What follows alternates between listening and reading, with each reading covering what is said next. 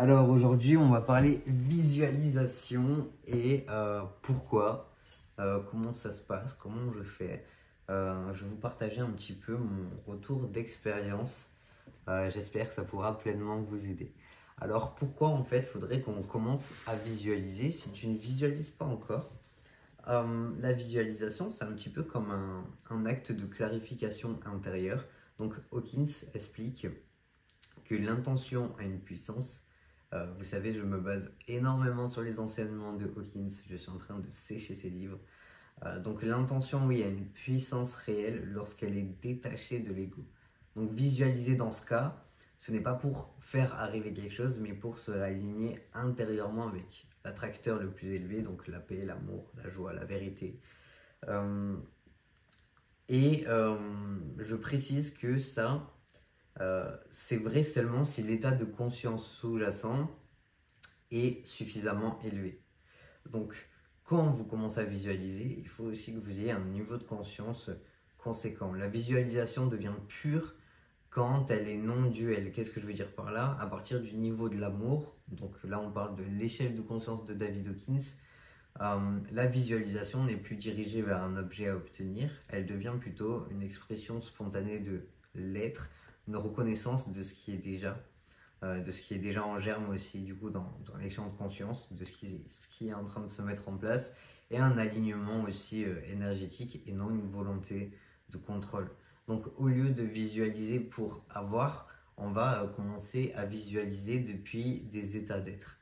L'approche correcte n'est pas forcément je visualise une belle maison pour l'avoir, mais plutôt je me connecte à l'état de gratitude et de paix que cela représente, car cela est déjà accessible en moi. J'espère que ça fait sens. Je ne vous dis pas de ne plus visualiser des choses matérielles, mais mettez-y beaucoup d'intention et beaucoup d'attention dans ce fait de pas forcément que mentaliser les images que vous voulez vraiment, mais vraiment aller au-delà de ça, aller dans les sensations, dans les ressentis, de comment vous vous sentez. Il faut que cette visualisation vous fasse sentir dans cet état de finalité. Alors en fait, le danger de la visualisation qui est motivée par le manque, c'est quoi? C'est que on peut très vite se calibrer dans le désir, donc je veux ça, je veux ci, je veux que ça arrive, car je me sens incomplet sans. Et là, c'est là où ça peut devenir problématique. Pareil pour la peur au niveau des sens, je visualise pour éviter que quelque chose de mauvais m'arrive, ou la colère. Hop là. Hop là. Ouais, je suis en train de filmer. Pardon, attends, je la pose.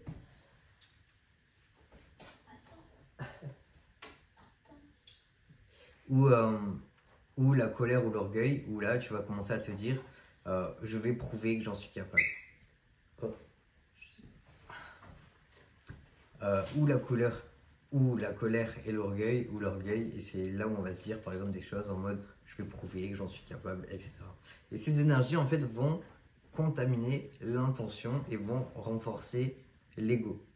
La visualisation peut être constructive. C'est-à-dire qu'il faut être détaché du résultat, donc dans le lâcher-prise, motivé par un alignement qui va être intérieur et non par un gain, et ancré dans l'acceptation. Donc, je vois cela comme une possibilité déjà présente dans le champ des possibles, dans le champ du soi, t'appelles ça comme tu veux.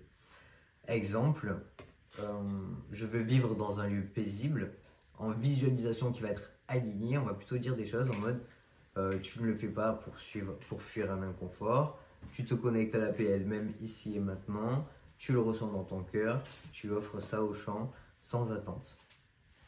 Et une fois en fait que tu montes en niveau de conscience et que tu comprends ça, tu peux quand même faire des visualisations matérielles parce que tu as déjà ces petites bases qui font que, ok, juste je me mets dans le bain, je me mets dans l'état de visualisation, mais j'ai conscience que voilà, je visualise sans attente particulière, je laisse la vie se faire. Je fais confiance du coup en l'univers.